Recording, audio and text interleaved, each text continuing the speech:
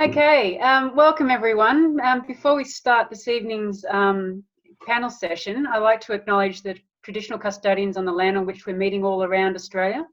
I want to recognise the elders past, present and emerging, and also recognise their contributions as Australia's first scientists and engineers in building a health and safe community, and what they've done and what we can still learn from their ways. So tonight you are listening to a career advice webinar by the Royal Australian Chemical Institute, which is the professional association for the chemists in Australia. My name is Dr. Vicky Gardner and I'm the president of the Royal Australian Chemical Institute and chair of the RACI. This is the ultimate question that everyone keeps asking themselves for millennial. And it can also be a dilemma for people of all walks of life and stages of life, but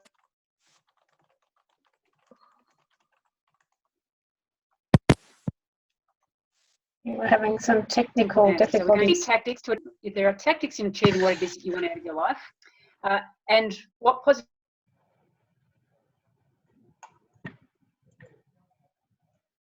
outcomes you might not necessarily work for you, might work for someone else.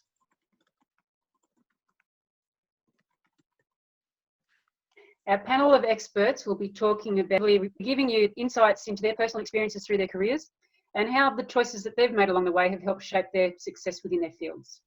As we're mainly talking with students tonight, we'll try and focus our panels start on their careers, and participants will have the opportunity to ask questions throughout. So I'll start off by thanking the sponsors to the RACI's Career Development Program, EnviroLab, Laboratory Credit Union and DCS Technical. So let me introduce you to our panelists for tonight. So we have Tanya Notaras, who is the Managing Director and Founder of EnviroLab Group. So just give everyone a wave, Tanya. Hi everyone. We've got Jess Gleedle, who's an Investment Manager for Braddon Capital Partners.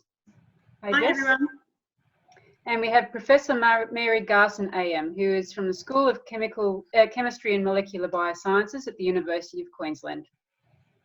Hi everybody. So for a list of events and further career information, you can find a link on our careers page, which is temporarily hosted on the website of our sponsor, DCS Technical. So there'll be lots of opportunities to engage after this particular seminar. So now that we've introduced our panelists, I'm going to ask the obvious question. Tell us a bit about yourselves and the positions and the different roles that you've had. So who would like to start first? I'm happy to go.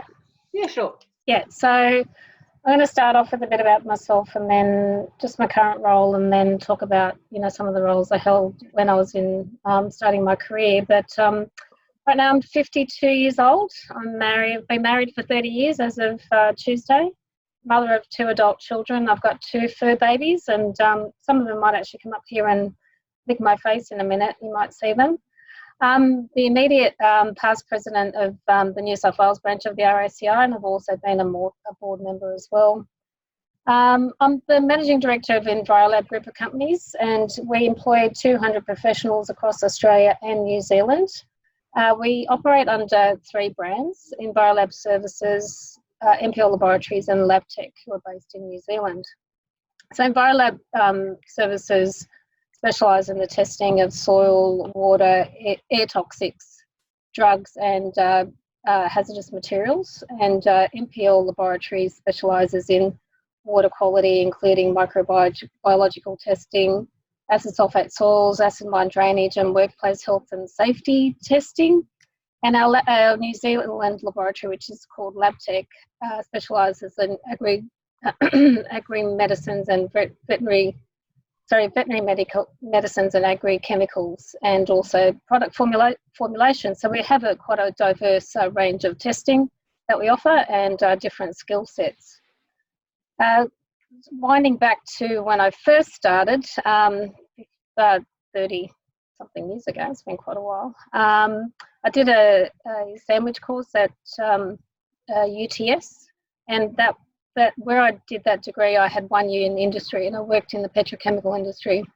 And that was where I formed most of my experience, and I think that was a fantastic opportunity, and I wish that more universities offered that program. That was where I got, where I kick-started my career, and working in the petrochemical industry, it was a male-dominated environment, and I had no issues working in a male-dominated environment. It was, they were very supportive, and as I said, that kick-started my career. So that when I finished my degree, I was able to find a job quickly and easily because I already had a year of experience. I worked in the pharmaceutical industry for a year, but then I ended up, and that was a long drive, so I ended up getting a job closer to home, which was in Mascot, and I became the first female marine surveyor in Australia at the time. So it was a fantastic opportunity. I stayed in that position for a few years, and that's where I gained a lot of experience because I was the only person working in that laboratory, and I found I had to learn everything by myself. And then eventually I ended up getting into environmental testing. So, and that's pretty much where I stuck at for the last 20 odd years. That's a bit about myself and where I started. And then, yeah, as I said, the last 20 odd years has been working in the environmental sector, working for a large organisation where I worked my way up to management level pretty quickly. And then at the age of 38, decided to go out and start up a laboratory.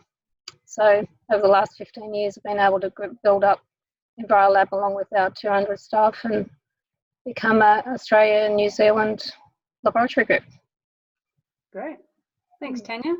Now, Jess, given that you're an investment manager, that doesn't sound like a role that a chemist would normally do. So I'm intrigued by your story. Quite a different story to Tanya's story, actually. And I have to confess, I'm nudging 30, getting close to 38. And I have no plans of starting up my own company. So I feel like maybe I should.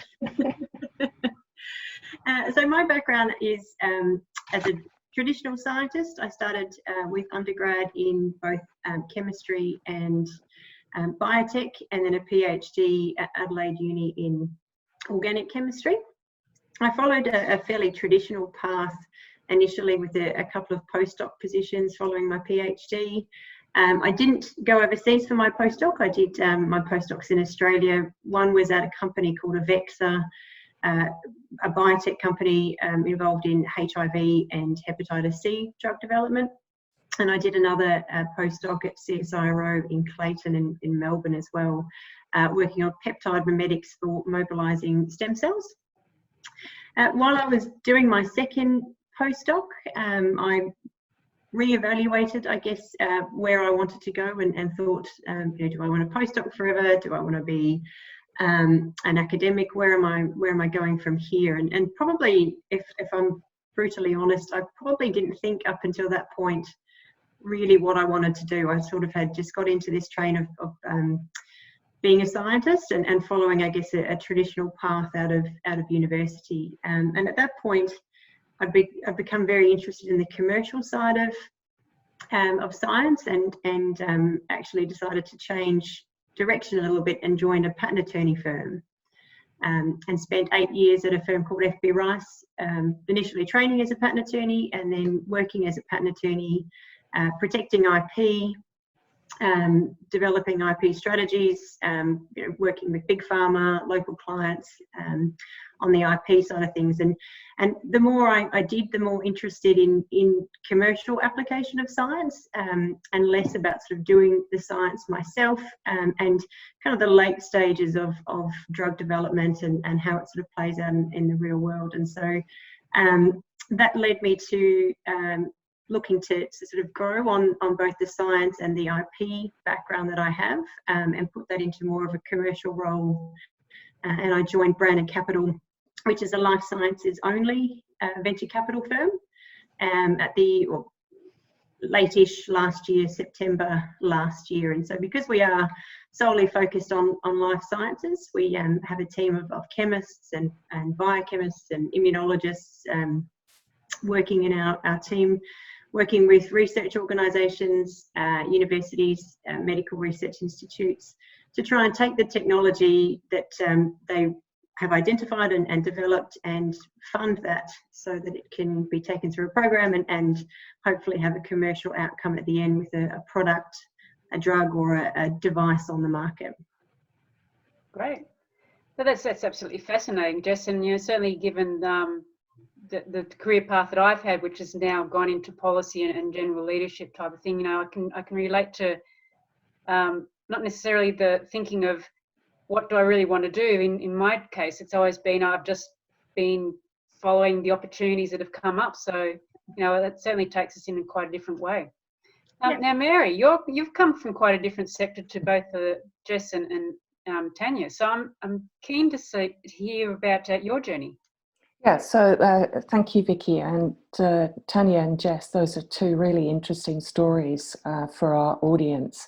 I was going to tell you that my career path has been very traditional. After all, I'm an academic, but actually it's been very unusual, really because of changing country. Those of you who don't know me will probably already have worked out that from my accent that I come originally from England. And when I completed my undergraduate and postgraduate work at the University of Cambridge, many of my contemporaries were going to North America to do postdoctoral research, and that was the start of their research or academic career pattern. I went in the opposite direction. I went to Italy. At that stage, not a well-known scientific country. I kind of had if you like, I had a gap year after my postdoc. I did do some science, not a lot of experimental work, but I did a lot of reading. And after that 1 year in Italy, which really broadened my horizons as an individual, and which later on was not quite so weird as it might have seemed back in the late 70s, because in fact now I collaborate with an Italian research group, so we can do it in the local language. So I had a postdoc in Italy, then I went back to Cambridge and did a 3-year postdoc, after which, similar circumstances to the current situation, that there were very few job openings and job opportunities. So you had to think very creatively and outside of the box. However, not so much in this country, but certainly in the States at the moment, some industries, we might think about the pharma sector, are currently recruiting. As it happened, at that stage, when I finished my 2 postdocs, pharma was recruiting. So I joined the company GlaxoSmithKline, which, as it's known now, and worked for them as a group leader in medicinal chemistry for 2 years. And I'm going to be very bold and tell people that actually I didn't like it at all.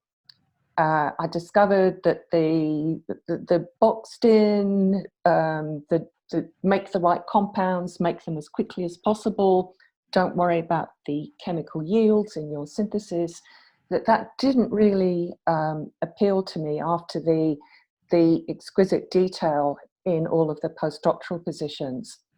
So I had what we might describe as a sliding door moment. Looking in the newspaper, I saw an advertisement to apply for a research fellowship in Australia, a QE2 research fellowship. It would be the equivalent of a DECRA or a future fellowship now. And it was Commonwealth citizens were eligible for this. So I applied. I spent one afternoon applying for this. And that's the story of how I came to Australia. The crunch time was after I was offered the position, because then I had to decide whether to let go of my career path in the UK, where it had already become apparent to me that as a group leader and as a synthetic chemist, you would not progress to a really high level in the company. That may be different now, but in those days, if you wanted to progress, you had to move across to the marketing side, and I had no interest in doing that. So I think what I'm trying to tell everybody is that I didn't hesitate to get out of a situation that I knew just wasn't working for me. But the sliding door moment was that I was able to rescue myself and find something different outside of my actual comfort box and involving a switch to another country. which, as you can tell, because I still live here, absolutely worked. And the bit about the switch that was unusual, and you can probably pick it from the picture behind me, was that I moved into marine science as much as into organic chemistry. So I was sort of expanding my box of skills, but I was also expanding my networks. And I think at that juncture, by that stage, I was 30 years old. At that stage, I think that they would be two useful sort of tidbits for people to take away about things to think about. So my research fellowship was at James Cook University, after which I became an academic at the University of Wollongong. It was a period when there were job opportunities and you just had to persevere. I got a position at Wollongong, which was great, and I've been at the University of Queensland for more years than I care to remember. So that's kind of it in a nutshell. So it would appear on paper to be quite conventional: PhD, postdoctoral work, a little stint in industry, but with the quirks of shifting country, which I think adds the dimension that your audience might be interested in. No, that's really, really interesting, and it's really good to hear about journeys of people who've gone in different directions, and it just shows the versatility of chemistry and also where it can take you. So that's been a fantastic introduction. So thanks, everyone.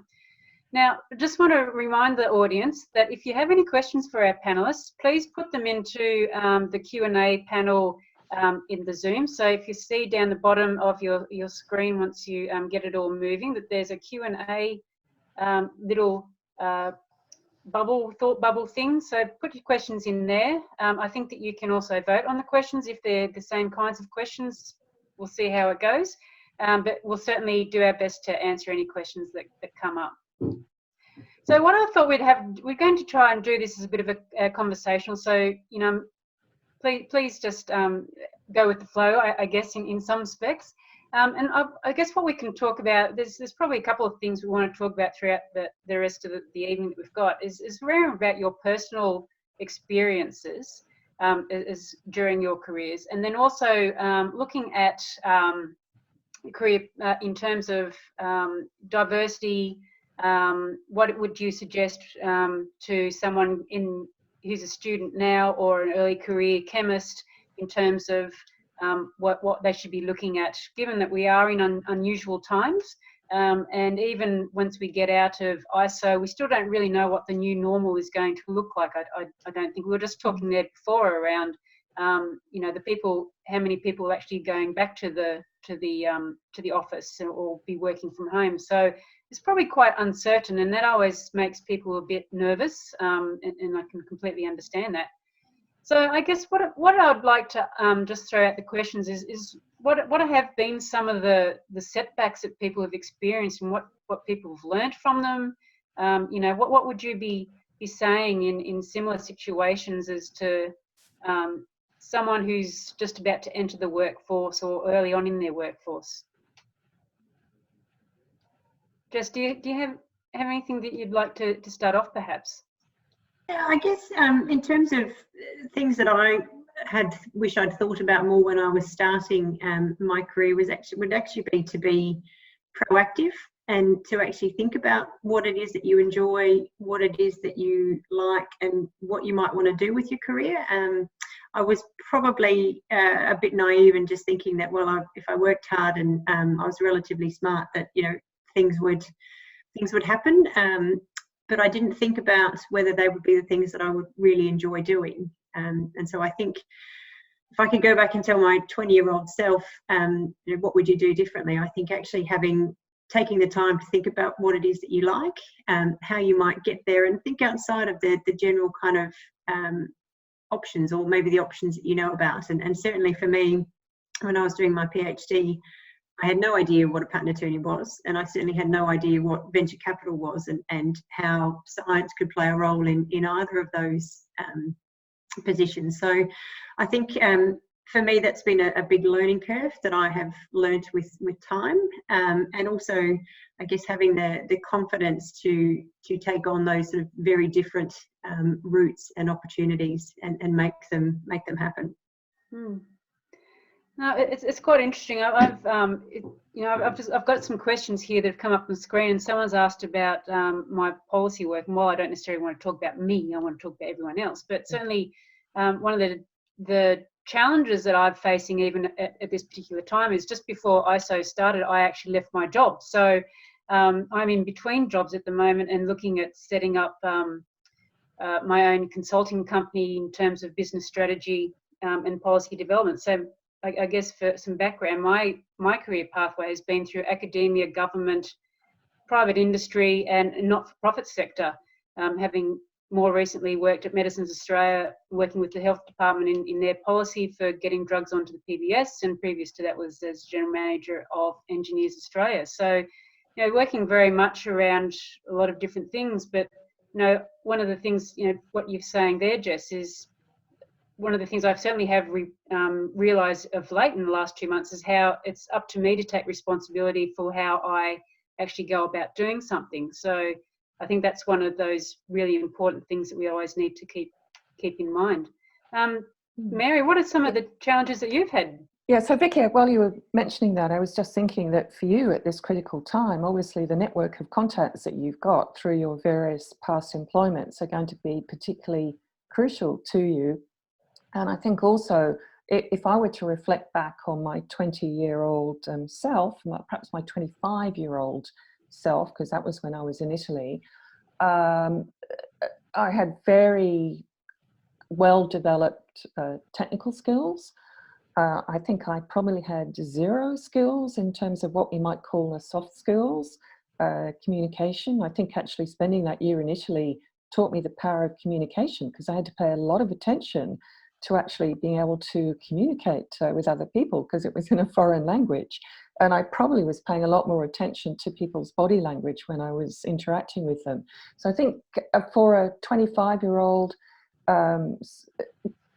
a high level of technical knowledge is a critical element of any job employment situation. And I know that my professional career got kick-started terribly well because at my university there was the technical skill, the technical knowledge that we were given was excellent. It was 100%.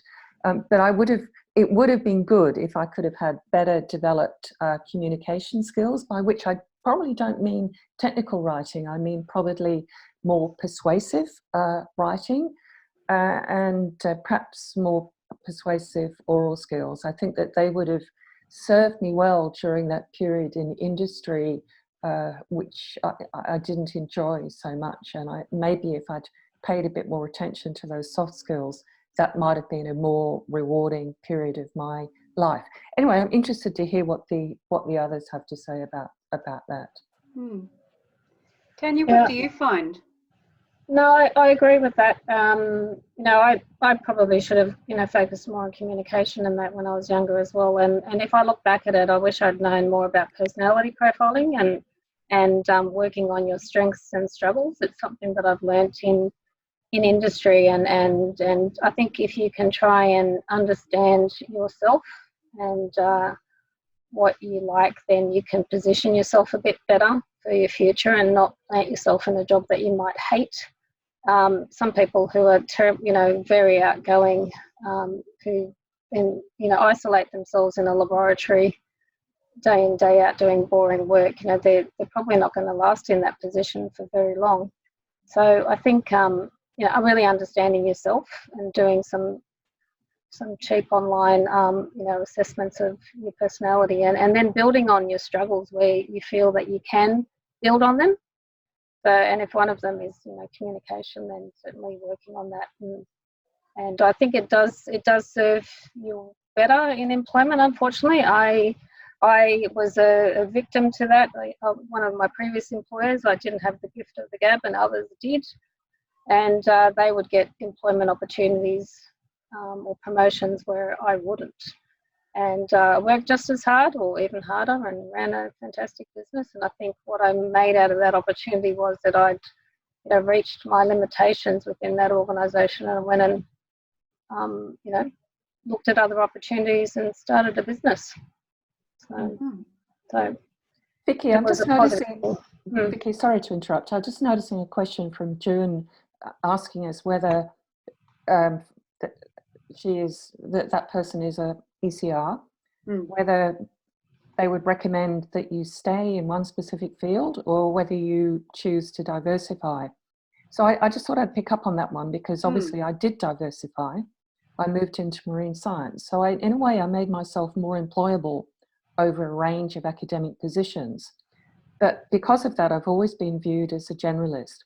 So I think the answer to the question is it depends exactly where you think you want to go. There are benefits in being highly specialized, particularly if it's a very high level technical skill. But in a more general academic sense, you possibly have better employment opportunities, particularly perhaps in some of the more regional universities, if you bring a breadth of knowledge and experience to the table. I don't know if I think the others can comment on that. Yeah, look, I find that I found in my experience that, you know, having that broader exposure is has been exceptionally beneficial if you're going across sectors as well. So, you know, not even just within academia, but if you're going, like with me, for going into industry, going into across different industry sectors, infrastructure, you know, health and whatever, just the experiences that you pick up from anything that's different can always just add to your portfolio of capabilities and stories to be able to talk about. So that's something that I've also found as well. Yes, I think if the opposite to that would be where you might become more employable with a very specialist set of skills would be in some of the individuals who work with instrumentation. For example, in my field, it would be NMR. And those people are dynamite. And you wouldn't want them to move out of that field. You want them to have a very high technical level because there are very few opportunities. This is not a chemistry example, but I think it gets the message across. As you know, UQ's got a vaccine team working on COVID vaccines. In my opinion, one of the key people in that team of about 20 people is a very high level research officer. I'm not going to call this person a technician, that would just be dumbing it down too much. She's the person who, with that multi-pipette, makes zillions of constructs on a daily basis. And she's one of the people that vaccine team is piling forward rapidly. So it does actually come down to every member of the team.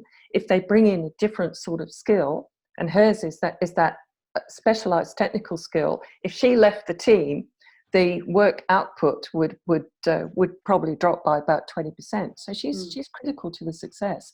So there's a different sort of example. And I think it's going to be different for each individual, which of those two paths they want to go to, or whether they want to develop more the soft skills or just use the chemistry, the technical knowledge they've got as an adjunct into the, very interesting, the patent world or the finance world, where there are many opportunities we would in the future. And that's actually a nice segue into one of the questions that we've received. Jess, this one is actually directed at you. She's interested, I think it's Lauren, has said that she's been really interested in your career pathway, and she was asking whether or not you needed to have extra qualifications or have to undertake any extra study to move from a patent role to a commercialisation position. I haven't done any formal qualifications to move from being a patent attorney to joining the finance commercial sector, but I did have to get qualifications to become a patent attorney. So on top of my PhD, when I took up my position with FB Rice, I was employed as a trainee. So whilst working, I was also studying a Masters of Intellectual Property Law at the same time.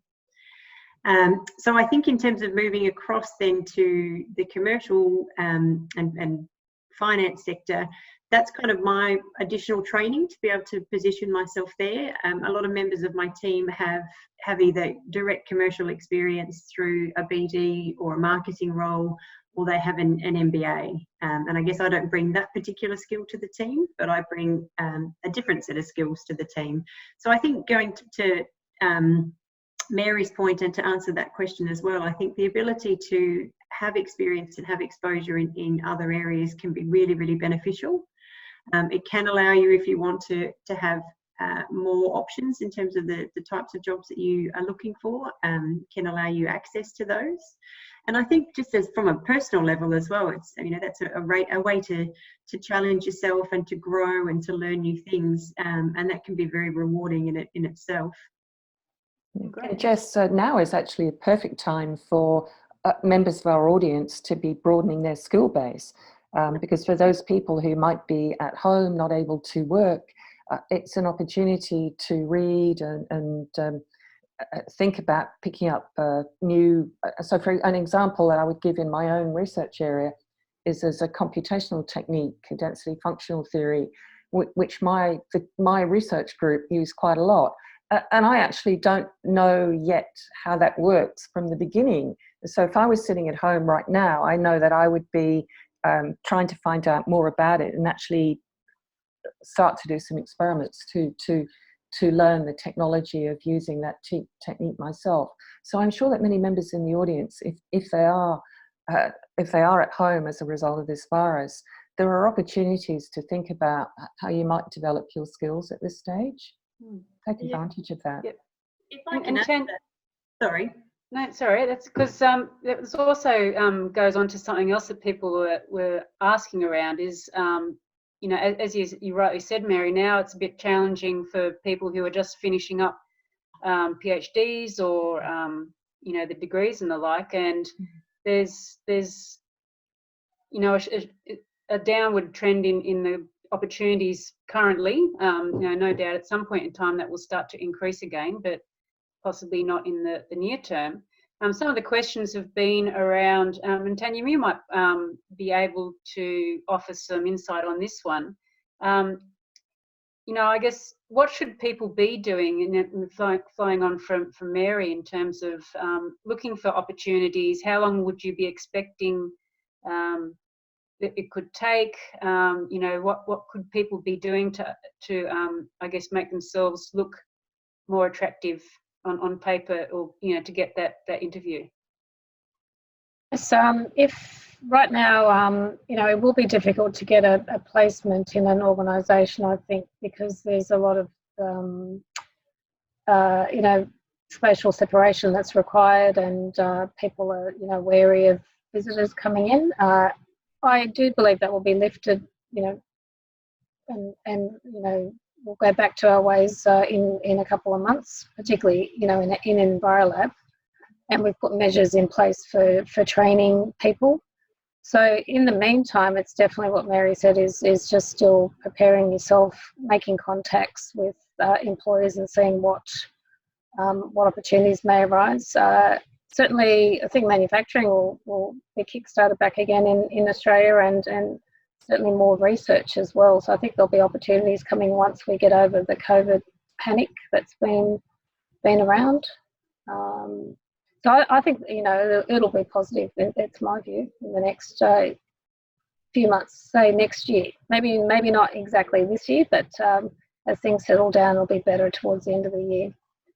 In terms of, while this hasn't been asked, like we talked about skills in terms of our technical background, I'm interested to hear, as an employer of scientists and the like, how much does your outside life of science impact or benefit in terms of being able to sell yourself or bring in examples of other more professional skills like leadership or anything like that? Well, it depends what sort of role that, you know, the professionals want to have, but it's certainly, you know, self-development and self-improvement doesn't hurt anyone in their employment. It's going out and doing some coaching for if you've got some, you know, confidence issues, and you know, working on that I think is fantastic, and working with a mentor.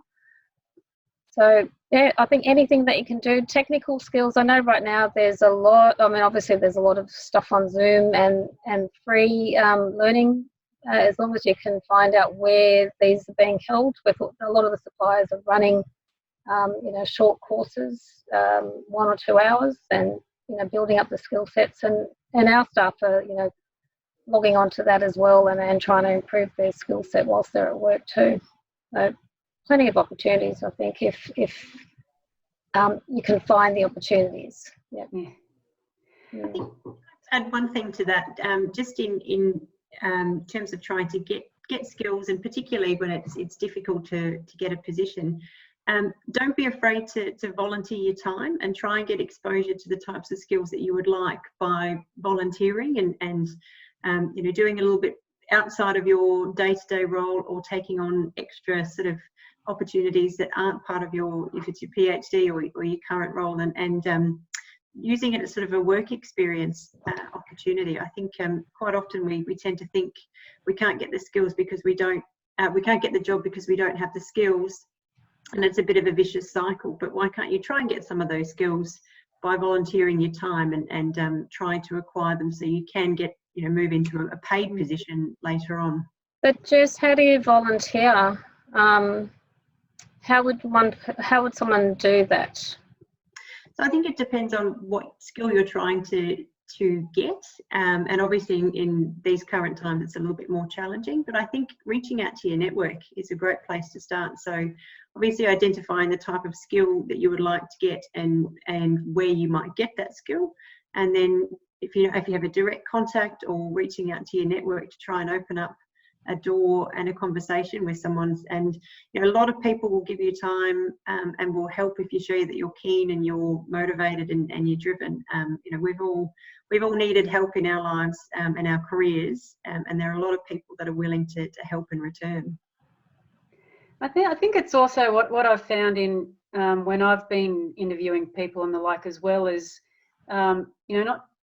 I guess when you're looking at team attributes, how you work as part of a team, or just that stakeholder engagement, how you communicate, even things that have been outside of studies. Or if you're working at McDonald's, for argument's sake, the fact that you've had to deal with customers and engage in that way, that's actually quite a good experience that employers are sometimes looking for as well. So my piece of advice is also think about those things that you do outside of your science background, and use those to help demonstrate some of those skills as well.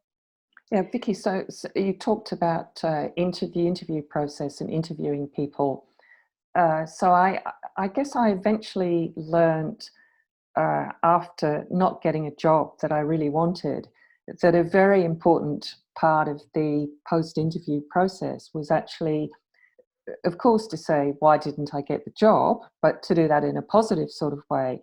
And really to ask yourself the question, what can I do next time that will persuade these people to employ me?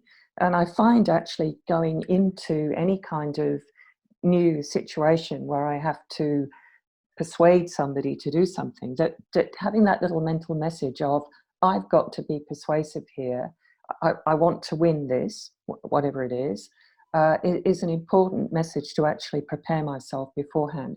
But it comes from reflecting after the opportunity that you wanted has been missed, but not reflecting in such a way that you end up on the floor crying, but obviously in a very meaningful sort of way. And I wonder if other people have experiences of something similar to that. It was extraordinary that on more than one occasion, something that I really wanted, possibly because I wanted it so badly, I didn't perform as well as I should have done if I'd been a bit more neutral about it. It's interesting. Yeah. Tanya. Oh, I was going to say, yes, you definitely have to pitch yourself and not just show up unprepared. It's pitching yourself and showing why, what skills you have and what benefit you'll have in being part of the team. So yeah, I fully agree there with you, Mary. It's, yeah, and that's certainly something that I've learned over the times as well. Is okay, well, if I didn't get that one, what could I have done better? Ready for next time. So it's always a very positive kind of experience to self-reflect on those kinds of things, even if you are devastated because you didn't get the job that you really, really wanted, or things like that. But I guess part of that responding to adversity is actually just as important and grow as part of a growth experience as well. Yeah, and it's important not to get discouraged. I was reading an article in the ACS magazine, C&E News today, which was relating to the current circumstances and the current employment opportunities, and made the point, by the way, that there might be a bit of temporary work available in some areas. We can imagine what they might be, medically orientated. But one of the people who was interviewed commented that they had applied for 70 positions. That's a lot of positions to get rejections from. But obviously the person, the 71st time they applied for the job, and of course by that stage they probably had a very impeccable presentation format for their CV, and they probably had been exposed to every possible question that a future employer could ask. The 71st time was the one that worked. And so the message there was a very strong one. Don't give up. And yes, you are going to have to do more applications, look for more opportunities, but hang in there. I remember when I was applying for academic positions, there were 5 on offer. I applied for all 5. I didn't get the first 3, and I remember feeling discouraged. The 4th job opportunity, the one at the University of Wollongong, was the one that paid off. Now, 4 or 5 is not the same as 70. I didn't have to do that huge amount of workload. But it's really a case of hanging there. And there's somebody out there that wants to employ you and is interested in your career, your professional development, and in your career path. Remember also that an interview is a two-way process. It's not them looking at you, it's as much also you looking at them. And that's probably what I didn't do when I went for that position in the pharma industry. Ask that question toughly enough. Do I fit in properly? Do they suit me? Now, there's been a couple of questions. One's specifically here for Mary. There's a question around when you were applying for postdoctoral positions, were you choosing labs and labs or projects based on what you enjoy doing, or was there another factor? Very much on the basis of what I enjoyed doing, because I've always been passionate about my little area of natural products research. Each one of those postdocs, I had my own research funding, so I could choose where to go. I wasn't effectively a postdoc being paid by somebody else. And they were all arranged through personal contacts. Well, I suppose that's not true of the one here in Australia, but the position in Italy and the subsequent position in Cambridge came through my personal networks. Great, thanks. Now, the other question that's come up on the top of the list is around what value has a PhD got? So, so that's one of the questions. Do you find, have you found that as a person who has a PhD or a person who employs people, does a PhD provide opportunities in the workplace for graduates compared with those who have just had a bachelor degree, or are there still as many opportunities available for graduates just holding a bachelor's degree? So Tanya, maybe we're typically an employer of people who've got a bachelor degree. We don't specifically require anyone to have a PhD. We do have a couple of R&D scientists on board who do have PhDs, and that works really well. And I'm excited that we are expanding the range of employees that we have and building upon our skill sets. But certainly, yeah, we're happy to take. We've got a very strong graduate program, put it that way. So, and they're typically, graduates who've just but who've completed a Bachelor of Science. So I think there's fantastic opportunities in the environmental sector, and particularly in analytical chemistry, for individuals who've got a bachelor's degree. In our New Zealand laboratory, they're typically looking for someone who may have a master's degree. That's because they're working more with formulations and reverse engineering, so it tends to have a higher skill set. But I would say the percentage of that is probably about 5% of our workforce would have a higher degree. Yeah, okay. Just what about in your work environment? It's probably the complete opposite to Tanya. So both now in venture capital, and as a patent attorney, everybody that I work with has a PhD. And certainly applying for patent attorney roles, you wouldn't even make the first cut without a PhD or significant experience to kind of compensate for that. And in the life sciences venture space, people have either PhDs, actually a lot of them have PhDs, MBAs as well. And if it's not a PhD, it's a medical degree. So I think it really comes down to the type of opportunity that you're looking for. And some professions and some career paths will really stand you in good stead if you have the PhD as a starting point, and for others it really comes down to what skill set you have and your personality and what you make of it. Mm. And Mary, obviously, you know, PhDs seem to be a prerequisite, obviously, to going into lecturing.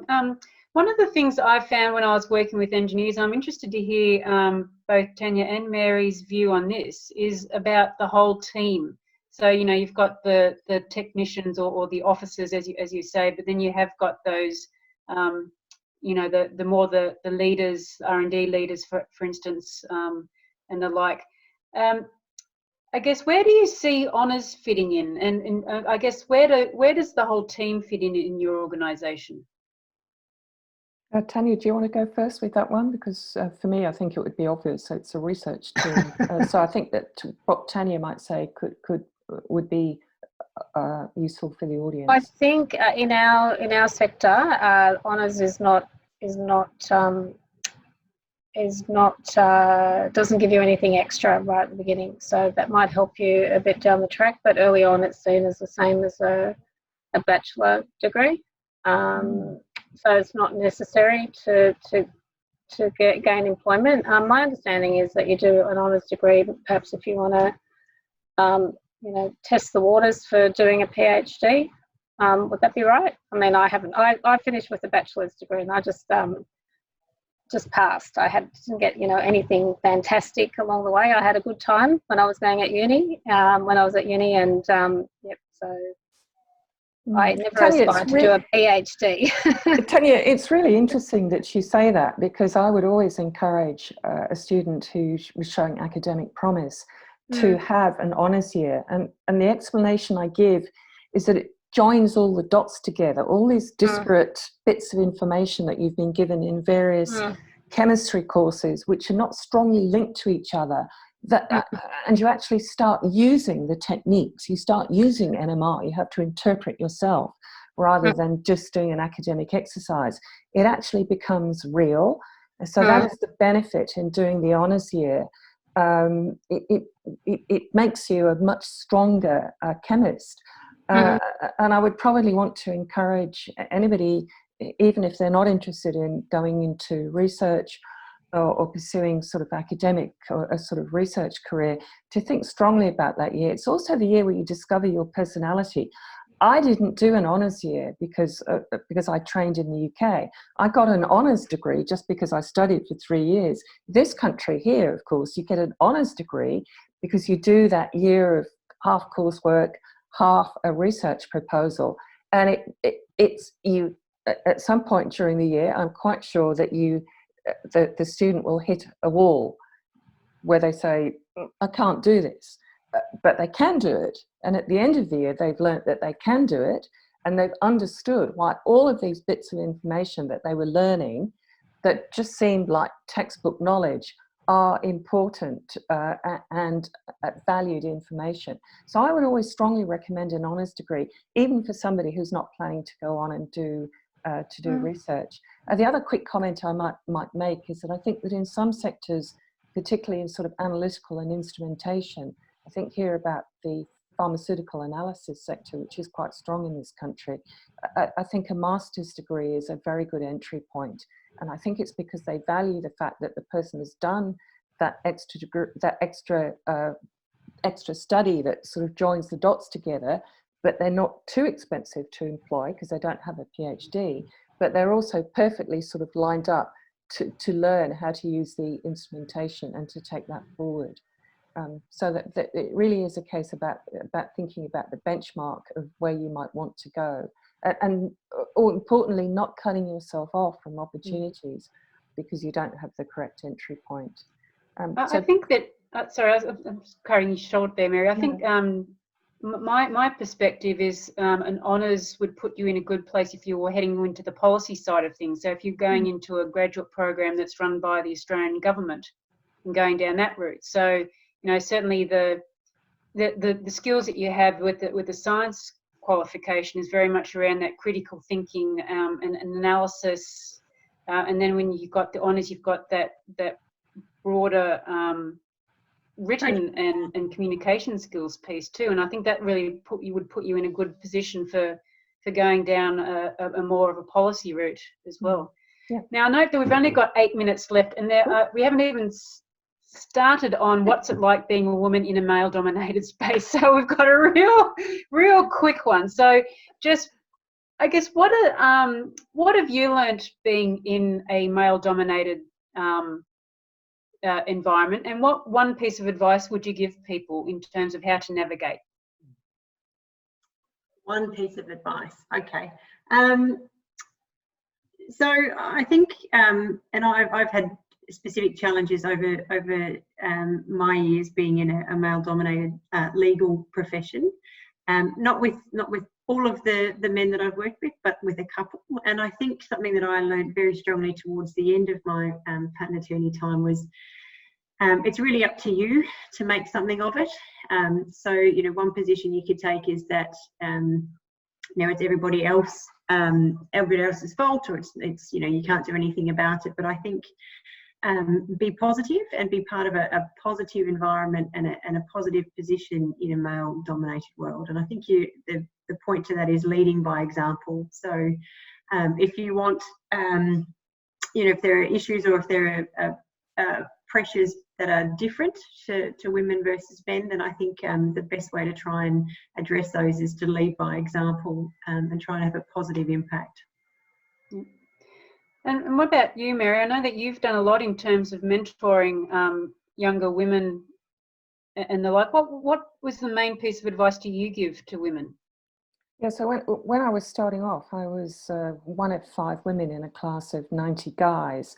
So I guess I learned early on that I was always going to stand out. That meant that my peers and my seniors knew if I did something really well.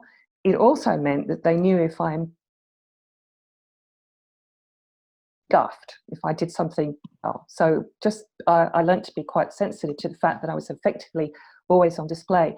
I think I probably would say that I've never really tried to think too hard about being a woman in a male-dominated environment. There was a period mid-career when it was an issue, but apart from that, I've always just enjoyed just being in a very collegial and productive working environment. So I tried not too hard really to think about whether there would be issues.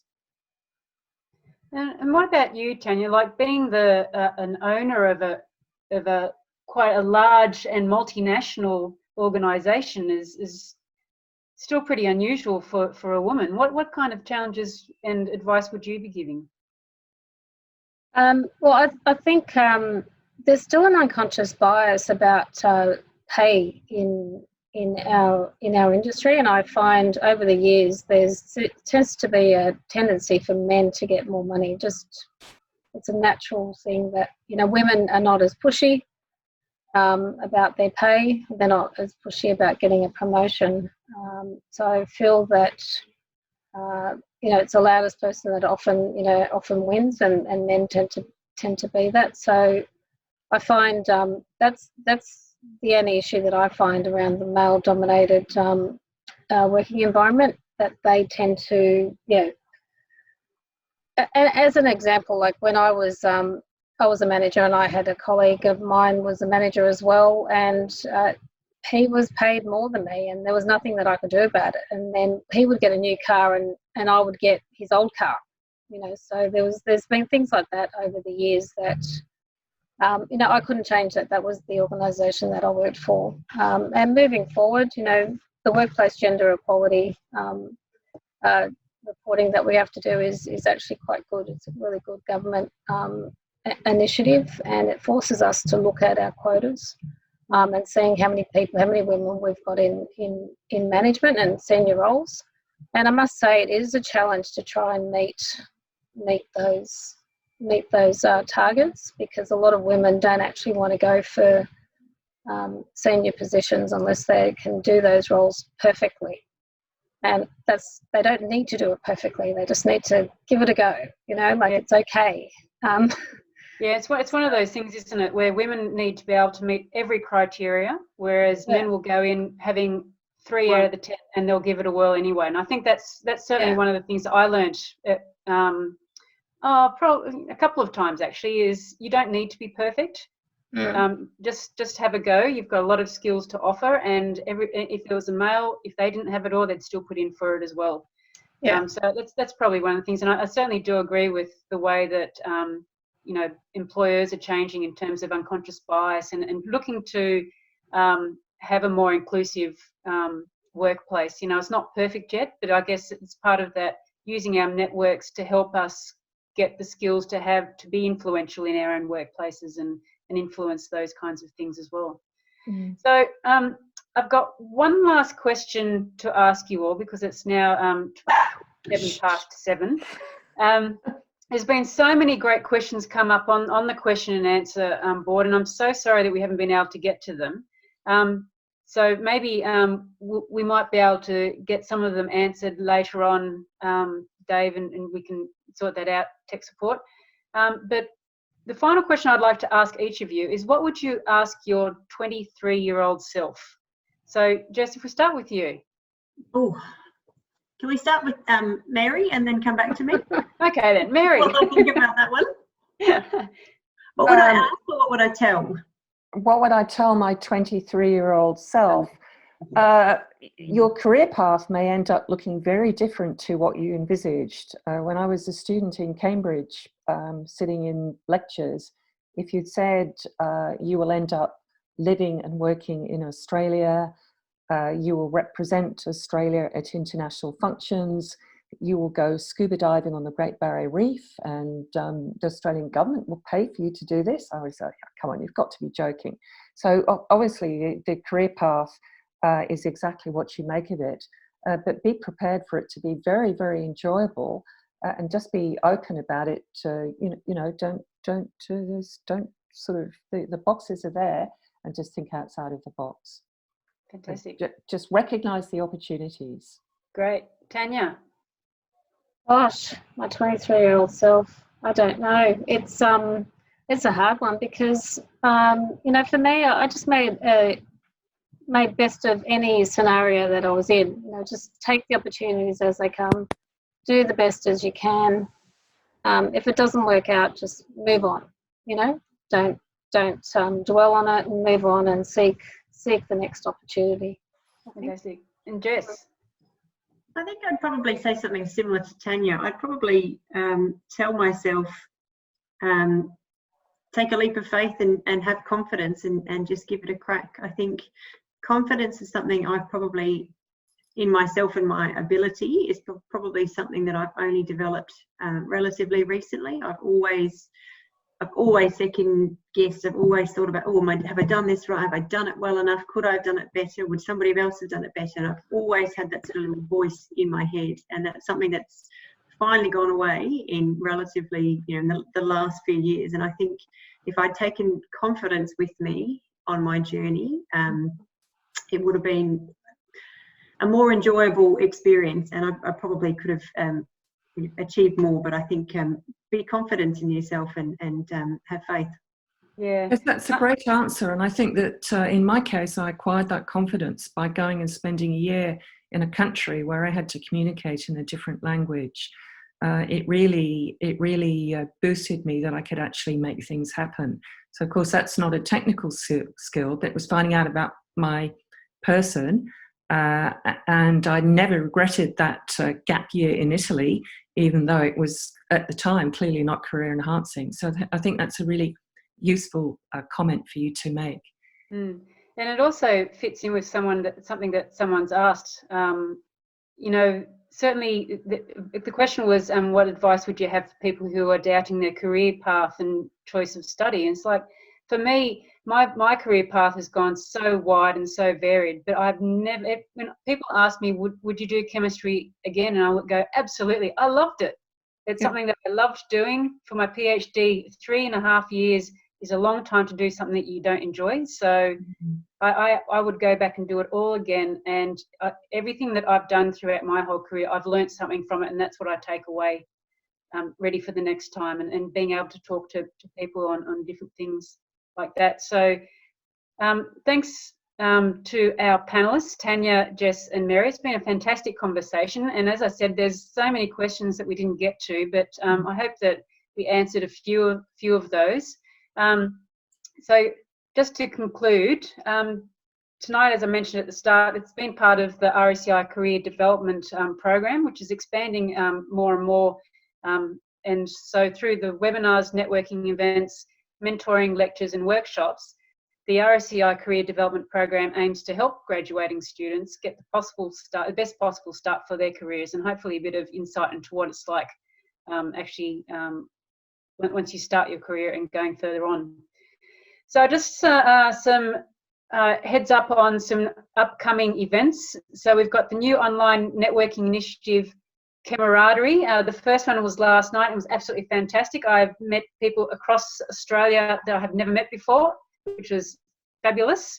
And then I also met someone that's new to ACT where I live. So we're going to have coffee next week. So it's now that you're allowed to have coffee together. So certainly come and join one of those. When it comes to jobs, networks are vital. It's a lot of who you know can not only help you get a job, but also give you advice on various things, on how to approach jobs, or even just getting background because people already work in the areas that you're looking to get jobs.